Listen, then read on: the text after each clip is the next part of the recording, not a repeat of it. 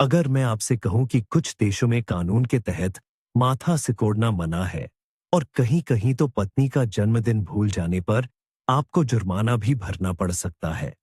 सुनने में यह अजीब और बेतुका लग सकता है, लेकिन यह हकीकत है। आज हम दुनिया के सबसे बेतुके, मजेदार और खुले तौर पर अजीबोगरीब कानूनों की एक यात्रा पर निकल रहे हैं, जो कभी बनाए गए थे या आज भी लागू हैं। तैयार हो जाइए, क्योंकि इनमें से कुछ नियम आपको ये सोचने पर मजबूर कर देंगे कि क्या वाकई इंसान में अक्ल है। लेकिन आखिर ऐसे कानून बनते क्यों हैं? कभी-कभी ये अतीत के वो अवशेष होते हैं जिन्हें रद्द करना बस भूल गए। दूसरे मामलों में ये किसी बहुत ही खास स्थानीय समस्या को हल करने की कोशिश होती है, जो बाहर से देखने पर वाकई हास्यास्पद लगती है। और कभी-कभी तो इसकी कोई तुक या तर्क ढूंढना बिल्कुल नामुमकिन होता है। तो चलिए, प्राचीन सभ्यताओं से लेकर आज तक के कानूनी बेतुकेपन की इस दुनिया में गोता लगाते हैं। तो चलिए, अजीबोगरीब कानूनों की दुनिया के असली सुपरस्टार से शुरुआत करते हैं। एक ऐसा नियम जिसके बारे में लगभग सबने सुना है, लेकिन कम ही लोग उसकी बारीकियों को जानते हैं। हम बात कर रहे हैं सिंगापुर और च्युइंग गम पर उसके मशहूर प्रतिबंध की। जी हां, आपने बिल्कुल सही सुना। इस अति आधुनिक शहर राज्य में साधारण च्युइंग गम कॉन्ट्राबैंड यानी अवैध है। लेकिन क्यों? इसका पूरा श्रेय अधिकारियों के साफ सफाई और व्यवस्था के प्रति जुनूनी रवैये को जाता है। यह कानून 1932 में लागू किया गया था। शहर फुटपाथों, लिफ्टों और सार्वजनिक परिवहन से चिपके हुए च्युइंग गम को साफ करने में लाखों सिंगापुर डॉलर खर्च करने से तंग आ गया था। और फिर आखिरी वार था उन शरारती तत्वों का जो मेट्रो ट्रेनों के दरवाजों के सेंसर पर च्युइंग गम चिपका देते थे, जिससे ट्रेन सेवाओं में गंभीर रुकावट आती थी। तो फैसला भी खास था। च्युइंग गम के आयात और बिक्री पर पूरी तरह से प्रतिबंध लगा दिया गया। अगर आप एक पर्यटक हैं और निजी इस्तेमाल के लिए 2-4 पैकेट अपने साथ लाए हैं, तो शायद आपको कोई नहीं रोकेगा। लेकिन अगर आप इसे बेचते पकड़े गए या भगवान न करे आपने सड़क पर च्युइंग गम थूका, तो 1000 सिंगापुर डॉलर के जुर्माने के लिए तैयार रहे। ये लगभग 750 अमेरिकी डॉलर के बराबर है। तो साफ सफाई के मामले में सिंगापुर बेहद सख्त है। तो अब हम चलते हैं कोहरे और परंपराओं के देश ब्रिटेन की ओर। यहाँ का एक सबसे अजीब कानून डाक और महारानी से जुड़ा है। असल में शाही तस्वीर वाली डाक टिकट को उलटा चिपकाना औपचारिक रूप से देशद्रोह का कार्य माना जाता है। ये पूरी तरह से बेतुका लग सकता है, लेकिन इसकी अपनी एक तर्क है, भले ही वह बहुत पुरानी हो। ऐतिहासिक रूप से इस तरह के हाव भाव को शाही सत्ता का अपमान और राजशाही के प्रति घृणा की अभिव्यक्ति माना जाता था। यह देश के झंडे को उलटा करने जैसा था, विरोध का एक प्रतीकात्मक कार्य। निश्चित रूप से आज आपको ऐसी गलती के लिए शायद ही टावर में भेजा जाएगा। कोई भी आपको गलती से उलटे चिपकाए गए टिकट के लिए कानून की पूरी सख्ती से परेशान नहीं करेगा। लेकिन यह तथ्य कि 1848 के देशद्रोह अधिनियम के रूप में जाना जाने वाला यह कानून तकनीकी रूप से आज भी मौजूद है, कल्पना को चकित कर देता है। तो अगर आप लंदन से कोई पोस्ट कार्ड भेज रहे हैं, तो बेहतर होगा कि आप 2 बार जांच लें कि किंग चार्ल्स की तस्वीर किस तरफ है। बस एहतियात के तौर पर। और ब्रिटेन की बात चली है, तो सुनिए एक और जबरदस्त कानूनी अजूबा। पता चला है कि वेस्टमिंस्टर पैलेस की इमारत में, जहां संसद बैठती है, किसी का भी मरना सख्त मना है। और इसकी वजह यह नहीं है कि इससे जगह की ऑरा खराब होती है या बहसों में बाधा आती है। असलियत कहीं ज्यादा सीधी सादी और साथ ही बेतुकी है। बात यह है कि वेस्टमिंस्टर पैलेस को शाही महल का दर्जा हासिल है, और इसका मतलब यह है कि जो भी व्यक्ति इसकी सीमा के भीतर मरता है, उसे क्राउन, शाही खजाने के खर्चे पर राजकीय अंतिम संस्कार का अधिकार मिलता है। जरा खर्च का अंदाजा लगाइए। इसीलिए अगर किसी लॉर्ड या सांसद, मेंबर ऑफ पार्लियामेंट की तबीयत अचानक बिगड़ जाती है, तो उसे जल्द से जल्द इमारत से बाहर निकालने की कोशिश की जाती है। कल्पना कीजिए, कोई व्यक्ति अपना सीना पकड़ रहा है और गार्ड्स डॉक्टर बुलाने के बजाय घबराकर उसे बाहर की ओर घसीट रहे हैं। यकीनन बहुत से लोग इसे महज एक शहरी अफवाह मानते हैं, लेकिन इस कानून का इतनी बार जिक्र किया जाता है कि 2007 में इसे ब्रिटेन का सबसे बेतुका कानून भी घोषित किया गया था। लेकिन तथ्य यह है कि महल के कर्मचारियों को अनौपचारिक रूप से निर्देश दिए गए हैं कि वे किसी भी कीमत पर परिसर के अंदर मौतें न होने दें। और हमारी ब्रिटिश बेतुकी कहानियों की इस त्रयी को खत्म करते हुए पेश है एक ऐसा कानून जिसमें समुद्र और मध्यकाल की झलक मिलती है। दरअसल आज भी यूनाइटेड किंगडम के तट पर बहकर आई कोई भी स्टर्जन या व्हेल कानूनी तौर पर शाही ताज की संपत्ति मानी जाती है। जी हाँ, यह सिर्फ मछली नहीं बल्कि शाही मछली कहलाती है। यह कानून 14वीं सदी से चला आ रहा है, राजा एडवर्ड द्वितीय के समय से। उन दिनों स्टर्जन को एक ऐसा बेहतरीन व्यंजन माना जाता था जो केवल शाही मेज के योग्य था, और व्हेल मूल्यवान संसाधनों का स्रोत थीं। लैंप के लिए चर्बी, मांस और कॉर्सेट के लिए बलीन, व्हेल बोन्स। संक्षेप में कहें तो यह एक तैरता हुआ खजाना था और सम्राट इसे सीधे अपने पास रख लेता था। एक दिलचस्प बंटवारा भी था। व्हेल का सिर राजा को और पूंछ रानी को मिलती थी। और ये मत सोचिए कि यह सिर्फ एक भूली हुई कहानी है। ये कानून आज भी लागू है। अगर आपको समुद्र तट पर कोई डॉल्फिन या स्टर्जन मिलती है, तो आपको इसकी जानकारी एक विशेष अधिकारी को देनी होगी। तो अगली बार अगर आपको किनारे पर कोई व्हेल दिखती है, तो जान लें कि यह महामहिम की संपत्ति है।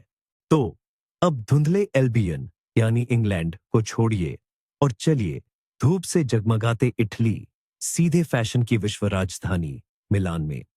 यहां शायद दुनिया का सबसे सकारात्मक लेकिन उतना ही अजीबोगरीब कानून लागू है। शहर का एक नियम सभी नागरिकों और आगंतुकों को हर समय मुस्कुराते रहने के लिए बाध्य करता है। जी हां, आपने बिल्कुल सही समझा। सार्वजनिक स्थान पर उदास, चिड़चिड़े या गुस्से वाले चेहरे के हाव भाव के लिए आपको वाकई में जुर्माना लग सकता है। जाहिर है, कानून बनाने वालों ने थोड़ी नरमी बरती है। कुछ अपवाद भी हैं। यह नियम उन लोगों पर लागू नहीं होता जो अंतिम संस्कार में हैं या अस्पताल जा रहे हैं। इन दुखद परिस्थितियों में आप उदास रह सकते हैं, लेकिन बाकी सभी परिस्थितियों में, चाहे आप ड्यूमो स्क्वायर में टहल रहे हो या शॉपिंग कर रहे हो, आपके चेहरे पर खुशी झलकनी चाहिए। इस कानून की जड़ें ऑस्ट्रो हंगेरियन साम्राज्य के जमाने में हैं और असल में इसे कभी रद्द नहीं किया गया। इसका मूल उद्देश्य एक दोस्ताना और समृद्ध शहर की छवि बनाना था। तो अगर आप मिलान जाने का प्लान बना रहे हैं, तो अपना अच्छा मूड साथ ले जाना न भूले। यह आपको सस्ता पड़ सकता है। और अगर आपको लगा था कि मिलान का मुस्कुराओ कानून इतालवी अजूबों की हद है, तो जरा दिल थाम के बैठिए। अब चलते हैं दक्षिण की ओर, सुरम्य रिसोर्ट शहर ट्रोपेया में। जरा कल्पना कीजिए, नीला समंदर, शानदार समुद्री किनारे, धूप और समुद्र तट पर नैतिकता की पुलिस। यहाँ का स्थानीय कानून कहता है कि जो महिलाएं बदसूरत, मोटी या बूढ़ी हैं, उन्हें समुद्र तट पर बिकिनी पहनने की इजाजत नहीं है। मैं मजाक नहीं कर रहा, ये असल में लिखी हुई बात है। वहीं युवा और आकर्षक लड़कियों के लिए, जिनकी शक्ल सूरत कानून बनाने वालों के हिसाब से नारी शरीर की सुंदरता को बढ़ाती है, उनके लिए ऐसा कोई प्रतिबंध जाहिर है नहीं है। सवाल उठता है कि इन मानदंडों को तय कौन करता है? क्या समुद्र तट के प्रवेश द्वार पर कोई खास व्यक्ति सुंदरता का पैमाना लेकर खड़ा रहता है? यह कानून पूरी तरह से मनमानी और भेदभाव का एक जीता जागता उदाहरण है, जिसे कथित तौर पर सार्वजनिक सौंदर्य की रक्षा के लिए बनाया गया था।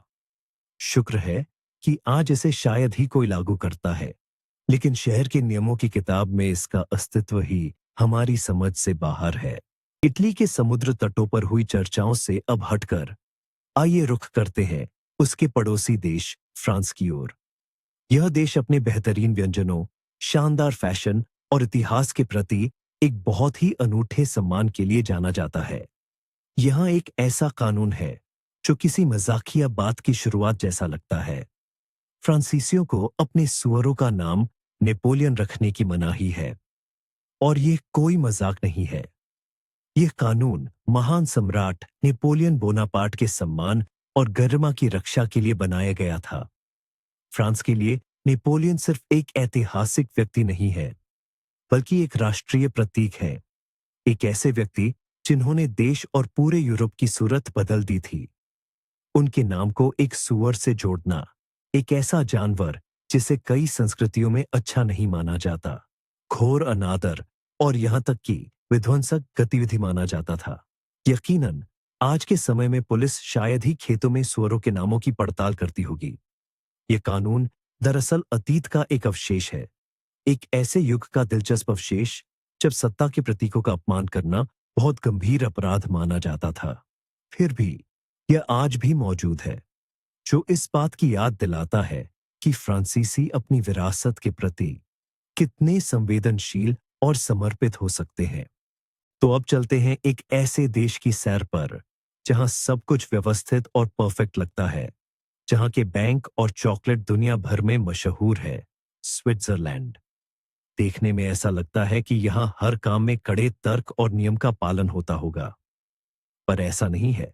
स्विट्जरलैंड का एक बहुत ही मशहूर नियम रात की शांति एयर टॉयलेट फ्लश से जुड़ा है। दरअसल देश के कई अपार्टमेंट्स में एक नियम है कि रात 10 बजे के बाद टॉयलेट फ्लश नहीं किया जा सकता। इसकी वजह बेहद सीधी और स्विस लोगों की तरह ही व्यावहारिक है, शोर। उनका मानना है कि फ्लश की आवाज से पड़ोसियों की नींद खराब हो सकती है। रात की शांति और सुकून उनके लिए किसी पवित्र चीज से कम नहीं है। इसलिए किराएदारों को सलाह दी जाती है कि या तो वे रात 10 बजे से पहले अपना काम निपटा लें या फिर सुबह होने का इंतजार करें। इस नियम को तोड़ने पर पड़ोसी शिकायत कर सकते हैं और बात हाउसिंग सोसाइटी मैनेजमेंट तक भी पहुंच सकती है। हाँ, ये कोई सरकारी कानून नहीं है, बल्कि ज्यादातर हाउसिंग सोसाइटियों का अपना अंदरूनी नियम है। लेकिन यह इतना आम है कि अब यह स्विट्जरलैंड की एक पहचान सा बन गया है। तो अगर आप कभी स्विट्जरलैंड के किसी अपार्टमेंट में रुकते हैं, तो याद रखिए, रात 10 बजे के बाद टॉयलेट फ्लश करने की हल्की सी आवाज भी झगड़े की वजह बन सकती है। और जब बात स्विट्जरलैंड की रात की शांति और शौचालयों की चल निकली है, तो इसी कड़ी में एक और मजेदार नियम बताते हैं, जो खास तौर पर पुरुषों से जुड़ा है। शौचालय फ्लश करने के प्रतिबंध के साथ साथ उन्हीं अपार्टमेंट इमारतों में रात 10 बजे के बाद पुरुषों को खड़े होकर पेशाब करने की मनाही है। जी हाँ, आपने बिल्कुल सही सुना। वजह वही है, अनावश्यक शोर से बचना। माना जाता है कि ऊपर से पानी में पेशाब की धार गिरने से एक तेज और पड़ोसियों को परेशान करने वाला ध्वनि प्रभाव पैदा होता है। लेकिन अगर बैठकर पेशाब किया जाए, तो यह प्रक्रिया लगभग खामोश हो जाती है। ये पाबंदी भी पिछली वाली की तरह कई अपार्टमेंट्स के अंदरूनी नियमों का हिस्सा है। जर्मनी में भी वैसे ऐसी ही प्रथा है। वहां शौचालयों में खास संकेत तक होते हैं, जो पुरुषों को बैठने के लिए प्रोत्साहित करते हैं। जर्मन भाषा में ऐसे पुरुषों के लिए एक खास शब्द भी है, सिट्जा पिंकलर, सिट स्पिंकलर, जिसका शाब्दिक अर्थ है बैठकर पेशाब करने वाला। तो स्विट्जरलैंड में शांति की यह मुहिम रोजमर्रा के सबसे निजी पलों तक पहुंच जाती है, जहां पुरुषों से समझदारी और दूसरों की नींद का सम्मान करने की उम्मीद की जाती है। तो आइए अब शांत यूरोप से निकलकर हम रुख करते हैं गर्म और विदेशी एशिया की ओर, खासकर थाईलैंड की ओर, जो कि मुस्कानों, मंदिरों और राजशाही के प्रति गहरी श्रद्धा का देश है। यहाँ एक ऐसा कानून है जिसके बारे में हर पर्यटक को जानना बेहद जरूरी है, क्योंकि इसका उल्लंघन बहुत गंभीर परिणामों को जन्म दे सकता है। थाईलैंड में किसी भी स्थानीय पैसे पर पैर रखना, चाहे वह नोट हो या सिक्के, एक आपराधिक कृत्य माना जाता है। ऐसा क्यों? जवाब सीधा है, सभी थाई बाहत पर राजा का चित्र अंकित होता है। थाईलैंड में राजा केवल राष्ट्र के प्रमुख नहीं होते, बल्कि एक पवित्र और अत्यधिक पूजनीय शख्सियत है। कोई भी ऐसा कार्य जिसे उनके चित्र के प्रति अनादर के रूप में देखा जा सकता है, उसे राजशाही का अपमान माना जाता है और स्थानीय कानूनों के अनुसार इसके लिए 15 साल तक की जेल हो सकती है। इसलिए अगर गलती से आपका कोई सिक्का जमीन पर गिर जाए, तो उसे पैर से रोकने की गलती बिल्कुल न करे। बेहतर होगा कि उसे लुढ़कने दें और हाथ से उठाए। ये कानून एक जीता जागता उदाहरण है कि कैसे सांस्कृतिक और धार्मिक परंपराएं सीधे तौर पर कानून और रोजमर्रा के जीवन को प्रभावित कर सकती हैं। अपनी एशिया यात्रा को जारी रखते हुए अब हम पोलिनेशिया के स्वर्ग जैसे सामोआ द्वीपों की ओर बढ़ते हैं। लगता है ऐसे शानदार जगह पर जिंदगी बिल्कुल बेफिक्र होनी चाहिए, पर ऐसा बिल्कुल नहीं है, खासकर शादीशुदा पुरुषों के लिए। सामोआ में एक ऐसा कानून है जिसे दुनिया का सबसे रोमांटिक या सबसे शातिर कानून कहा जा सकता है। यह आपकी सोच पर निर्भर करता है। यहां अपनी पत्नी का जन्मदिन भूलना गैर कानूनी है। जी हां, ये सिर्फ घर में झगड़े की वजह नहीं है, बल्कि यह एक असली अपराध है।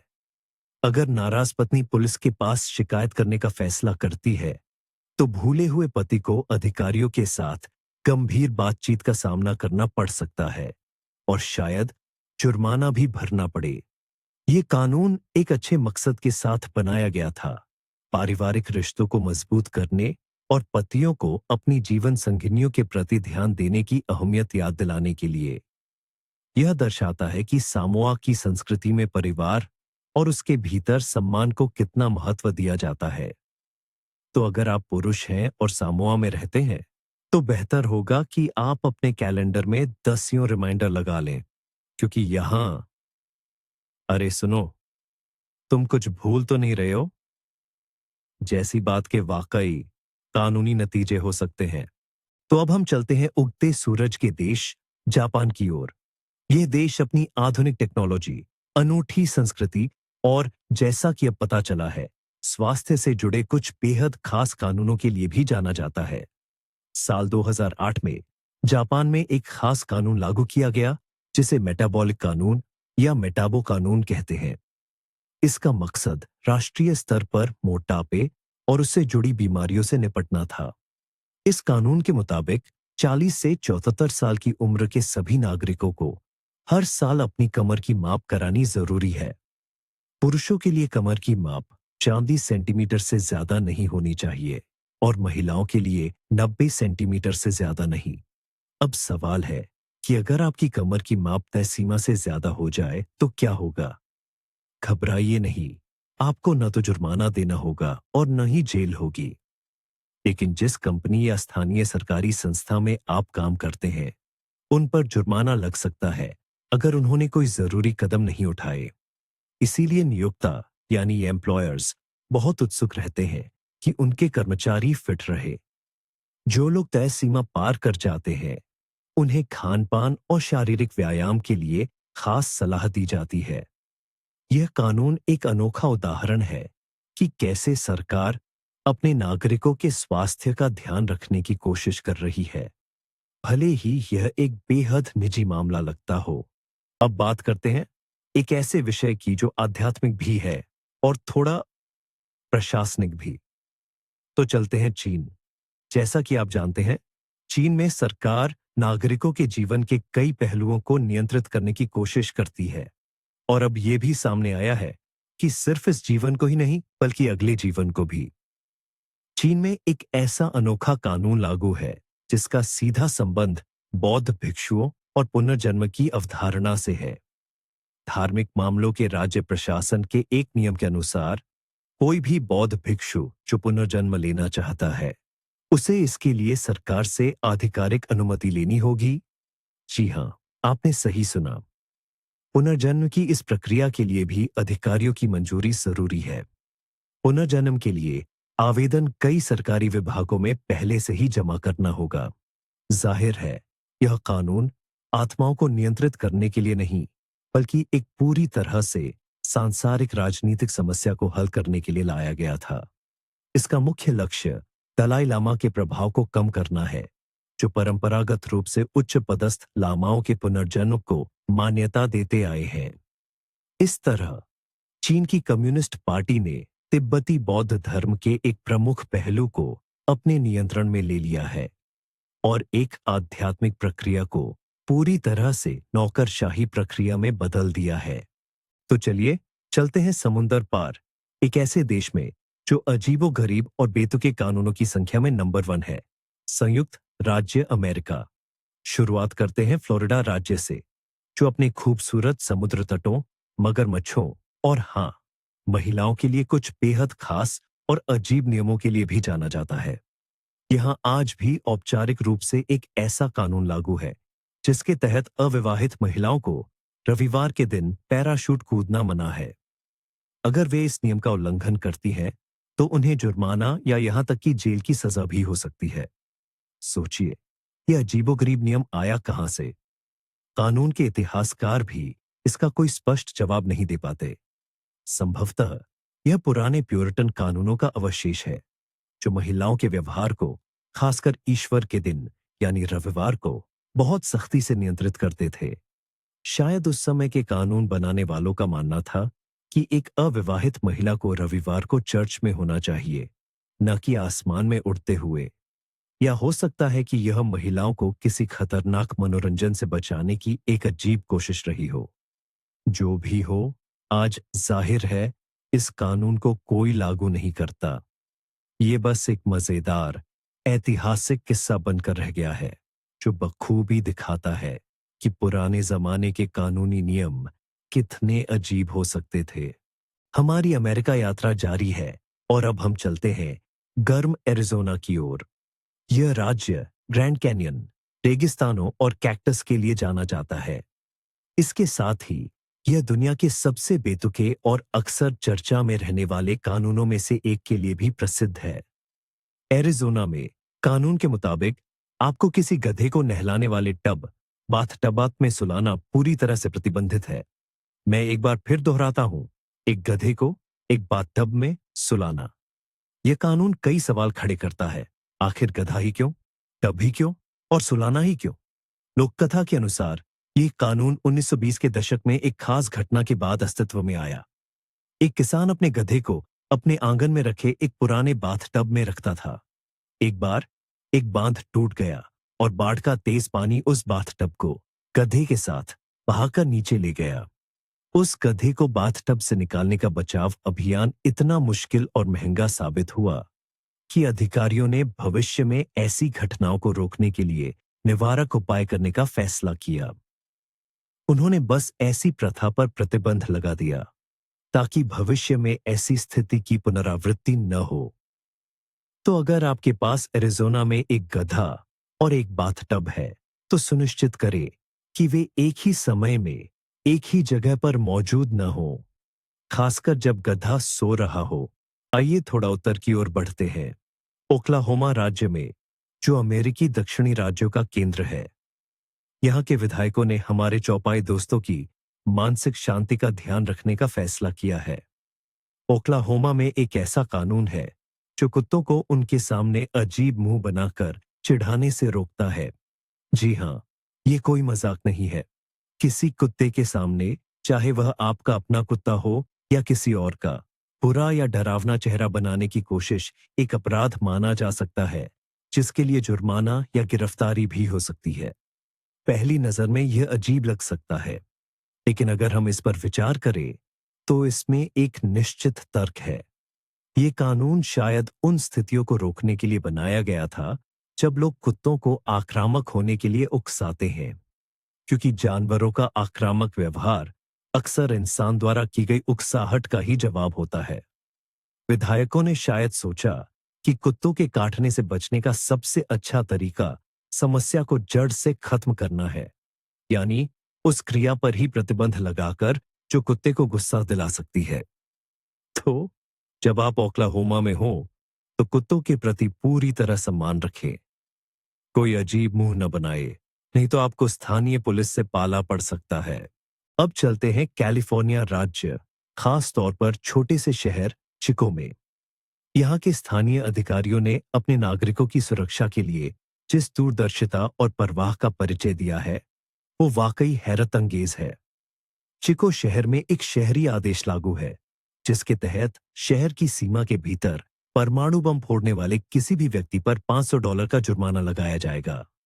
जी हाँ, सिर्फ $500, वो भी एक परमाणु विस्फोट के लिए। यह कानून बेतुकेपन का एक बेहतरीन नमूना है। यह तुरंत कई सवाल खड़े करता है।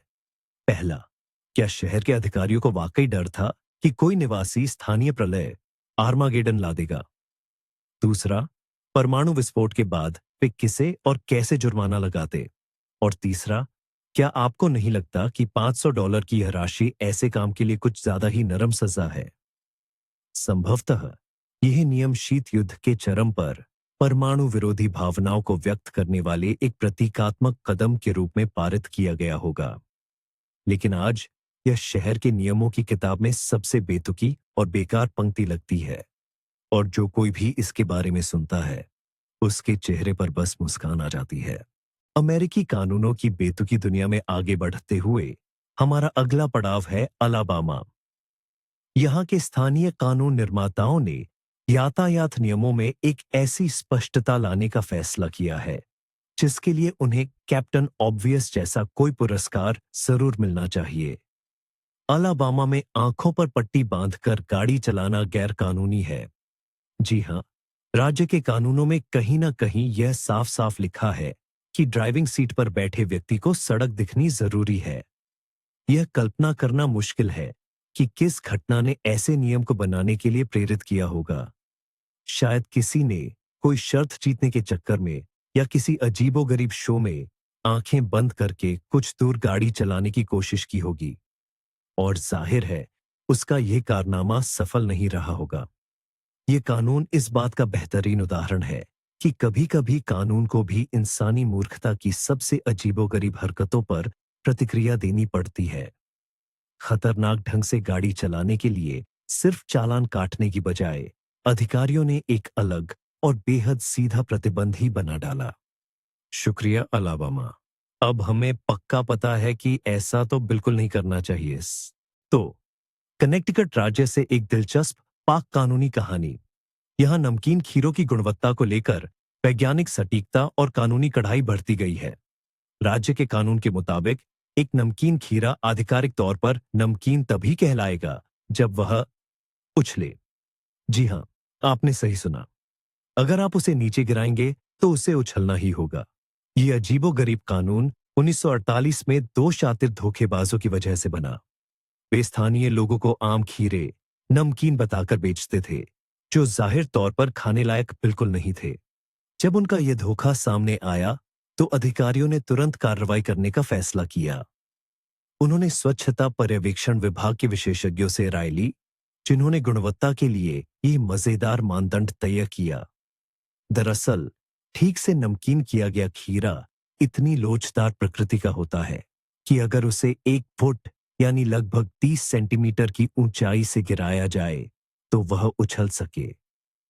तो कनेक्टिकट में खीरों की उछलने की क्षमता की जांच कोई हंसी मजाक नहीं, बल्कि गुणवत्ता का एक विधायी रूप से स्थापित मानक है। चलिए अब थोड़ा दक्षिण की ओर चले, जॉर्जिया राज्य में, जहां आपको इस बात के लिए दोषी नहीं ठहराया जा सकता कि आप क्या खाते हैं, बल्कि इस बात के लिए कि आप उसे कैसे खाते हैं। गैंसविल शहर, जिसे गर्व से विश्व चिकन राजधानी कहा जाता है, वहां एक ऐसा कानून है जो तले हुए चिकन को कांटे छुरी से खाने पर प्रतिबंध लगाता है, सिर्फ हाथों से। यह कानून 1961 में एक मजाकिया पीआर स्टंट के रूप में पारित किया गया था ताकि शहर और उसके मुख्य उत्पाद को प्रसिद्ध मिल सके। इसका मकसद ये जाहिर करना था कि उनका तला हुआ चिकन कितना स्वादिष्ट है, इतना कि उसे कांटे छुरी से खाना तो मानो पाप है। उसे हाथों से पकड़कर ही उसका असली मजा लेना चाहिए। और हालांकि ये कानून मजाकिया है, फिर भी कभी कभार पुलिस मजाक में उल्लंघन करने वालों को गिरफ्तार कर लेती है। एक बार एक 51 साल की पर्यटक को इस सम्मान का अनुभव हुआ, जिसे शहर के मेयर ने हंसते हुए माफ कर दिया। तो अगर आप गेंसविल में हो और उस मशहूर चिकन का ऑर्डर दें, तो अपनी कांटे छुरी एक तरफ रख दें। यहाँ ये सिर्फ एक परंपरा नहीं, बल्कि लगभग एक कानून है, भले ही हमारी सूची में यह सबसे स्वादिष्ट कानून क्यों न हो। अब रुक करते हैं लोन स्टार स्टेट टेक्सास की ओर, जो अपने काउबॉय, रोडियो और शिकार को लेकर अपने बेहद अनोखे विचारों के लिए जाना जाता है। यहाँ एक ऐसा कानून है जो किसी बेतुकी पश्चिमी फिल्म के सीन जैसा लगता है। टेक्सास में होटल की दूसरी मंजिल से बाइसन पर गोली चलाना गैरकानूनी है। ऐसे में एक स्वाभाविक सवाल उठता है, तो क्या पहली या तीसरी मंजिल से ऐसा करना कानूनी है? ये कानून, जैसा कि अक्सर होता है, अतीत की यानी वाइल्ड वेस्ट के दिनों की एक गूंज है। 19वीं सदी में बाइसन का शिकार बड़े पैमाने पर होता था। शिकारी अक्सर सड़क किनारे के होटलों में रुकते थे और अपने आलस के चलते सीधे अपने कमरों की खिड़कियों से ही बाइसन के झुंडों पर गोली चला देते थे। यह न केवल खेल भावना के खिलाफ था, बल्कि आसपास के लोगों के लिए बेहद खतरनाक भी। ये कानून इसलिए बनाया गया था ताकि शिकारियों को मैदान में उतरना पड़े और वे होटल के आराम से गोलीबारी न करें। यह एक रहस्य है कि इस कानून में सिर्फ दूसरी मंजिल का ही जिक्र क्यों है। शायद गोली चलाने के लिए वह सबसे सुविधाजनक जगह रही होगी।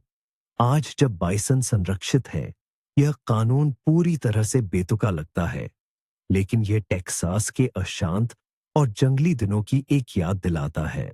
और इस तरह दुनिया के सैकड़ों सबसे अजीबोगरीब कानूनों को देखने के बाद हमें एक बात बहुत हैरान करती है। ये नियम सिर्फ इतिहास की कोई भूल या मजाक नहीं है, बल्कि ये एक आईना है। एक ऐसा आईना जो उन समाजों के डर, पूर्वाग्रहों, मूल्यों और यहां तक कि उनके अनोखे हास्य बोध को भी दर्शाता है, जिन्होंने इन्हें गढ़ा। संसद भवन में मरने पर पाबंदी लगाने वाला कानून अजीब भले लगे, पर यह सत्ता के प्रति पवित्र सम्मान को दर्शाता है।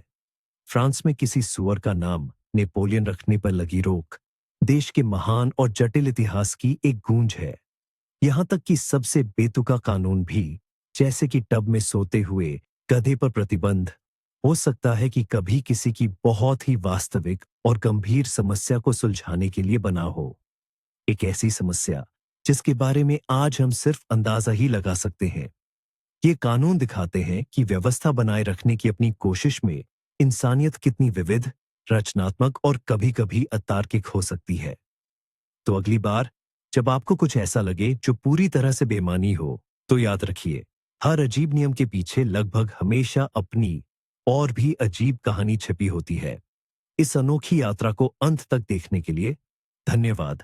अगर आपको यह दिलचस्प लगा और आपके चेहरे पर कम से कम एक बार भी मुस्कान आई हो, तो लाइक करना और चैनल को सब्सक्राइब करना न भूलें, ताकि आप नई और अद्भुत कहानियां न चूकें।